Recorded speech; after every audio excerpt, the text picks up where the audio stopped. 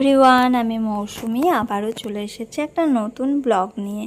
তা আজকের ব্লগটা একটু অন্যরকম। আজকে আমরা এসেছি মানিকতলায় রথের মেলা দেখতে।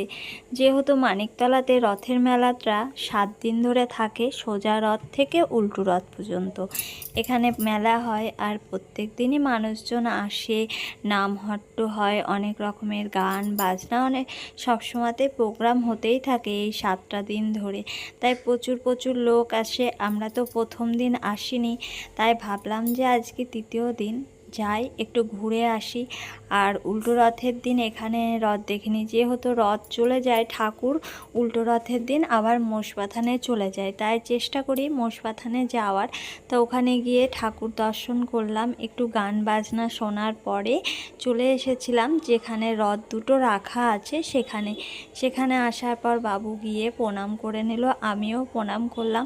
ঠাকুর প্রণাম টনাম করার পরে ভাবলাম যে একটু ঠাকুরের প্রসাদ গ্রহণ করি। এখানে প্রসাদ দিচ্ছিল, কপালটা খুব ভালো, কারণ আমি এসে প্রসাদটা নেওয়ার পরেই সব প্রসাদ ফুরিয়ে গেল, আর প্রসাদ নেই।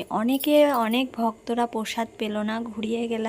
তা আমরা প্রসাদটা পেলাম, প্রসাদ গ্রহণ করছিলাম। এই যে দেখো, হ্যাঁ, বাবু তো খাওয়ার সিস্টেমটা বুঝে গেছে, কোনো অসুবিধা হয়নি। শেষে আবার হাত দিয়ে একটু দেখলো, তা ওই দিকটাতে গিয়ে হাতটা ধুয়ে নিলাম। তারপরে ভাবলাম একটু মেলার দিকে এবার ঘোরাঘুরি করি, ঠাকুর দর্শন প্রসাদ খাওয়া সব কিছুই হলো। একটু মেলার ভেতরেও একটু ঘুরে আসি। তাই এই যে রাস্তা দিয়ে যেতে যেতে মেলার ভেতরে দেখো কত রকমের জিনিসপত্র, আর এইদিকে তেলে ভাজা মিষ্টি কত রকম। আর এইখানে চলে এসেছি 6 টাকার হরেক মাল, তাই এখান থেকে কিছু নেব ভাবছিলাম। তারপরে একটা ছাকনা নিয়ে এলাম আর ক্লিপগুলোকে দেখছিলাম।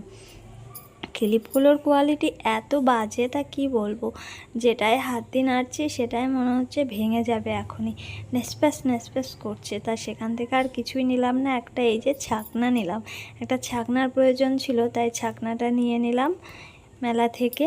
তারপরে ওইদিকে সিটি গোল্ডের দোকানে গিয়েছিলাম, সেখানে দেখো কত রকমের জিনিস। দেখার পরে বাবু বলল ব্রেক ডান্সে চাপবো। ব্রেক ডান্সের এখানে এসে ব্রেক ডান্সে একটা লোক নেই, কেউ চাপার মতো লোক নেই। আর এখানে একটা চাপার যে জিনিসটা আছে সেখানে বাবু একটু চাপলো, প্রচুর পরিমাণে টাকা নিচ্ছে, 40 টাকা করে নিচ্ছে। অন্য সব জায়গায় 30 টাকা, এখানে 40 টাকা নিল। তারপরে বাবু আইসক্রিম খাওয়ার পরে বাড়ি চলে এসেছিলাম। মানিকতলায় রথের মেলা ঘুরে চলে আসলাম। আসার সময় টিপ করে বৃষ্টি পড়ছিল, বৃষ্টির মধ্যে বাড়িতে চলে আসলাম। তা চলো আজকের ভিডিওটা এখানেই শেষ করছি। ভিডিওটা ভালো লাগলে লাইক কমেন্ট শেয়ার।